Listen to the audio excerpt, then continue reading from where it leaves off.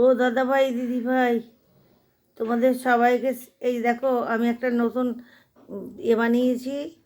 এই যে নতুন মানে জিনিস বানিয়েছি, এটা দেখাচ্ছি। এই যে ডিম দিয়ে, ডাটা দিয়ে, আলু দিয়ে সব জোর করেছি। আর দেখো শুকনো চাটনি, আমি এরকম চাটনি ভালোবাসি, কিন্তু এর মধ্যে এখন কাজু বাদাম, কিশমিশ আর মশলা ভাজা দিতে হবে, এখন দেওয়া হয়নি।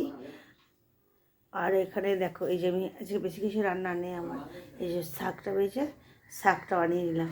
তোমাদের এইটার জন্যই বেশি দেখাচ্ছি জানো, এই যে এটা তো কেউ বানায় না, এইটাই দেখালাম।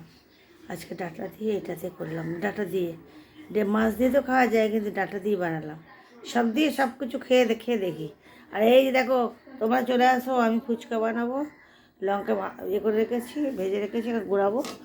আর শাকটা ভাজা হয়ে গেছে, শাকটা বেরিয়েছে ওই যে শাকটার থেকে, ডান্ডারটার থেকে বেরিয়েছে এইটা। আর কালকে তরকারি আছে, দেখাচ্ছি না, ওটা কালকে বাসি তরকারি দেখানোর দরকার নেই। এইটা নতুন একটা জিনিস বানালাম, তোমাদেরকে দেখাচ্ছি। তোমরা আসো, আর সবাই এখানে এসে খাওয়া দাওয়া করো, আর একটু কমেন্ট শেয়ার করে দিও।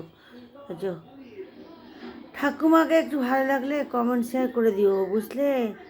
তোমাদের মনে হয় ভালো লাগে না ঠাকুমাকে, কেন? ঠাকুমা জোরে জোরে চিল্লায়, ঠাকুমা লেখাপড়া জানে না, কিছু জানে না, কি হ্যাজায় কি কথা বলে।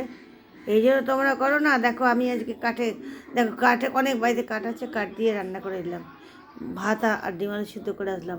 এখানে রান্না বসিয়েছি, সংসারে কাজ সব কিছু করি, তোমাদের দেখে একটু হয় না, তাই জন্য তোমাদের করছি। আর একটা নতুন রান্না, তোমরা বানিয়ে খাবে।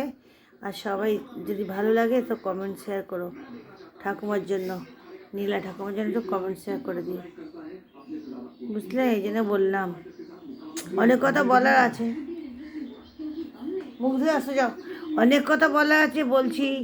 যদি মনে করি যে নাচের হচ্ছে, গান নাচ সব কিছু, ওগুলো সবাই তাড়াতাড়ি করে কমেন্ট শেয়ার করে, কিন্তু আমি তো সেজে গুজে করতে পারবো না। কেন? এখন ওই সাজের আর চলবে না, ঠাকুমার আর এই সাজ চলবে না। এই জন্য এমনিভাবে কথা বলেই তোমাদেরকে কমেন্ট করলাম। আর তোমরা দেখো, এই ডাটাটা দিয়ে বানালাম তো, তাই তোমরাও বানিয়ে খাবে। আর আমাকেও একটুখানি কমেন্ট শেয়ার করে দিও, এই জন্য দেখালাম।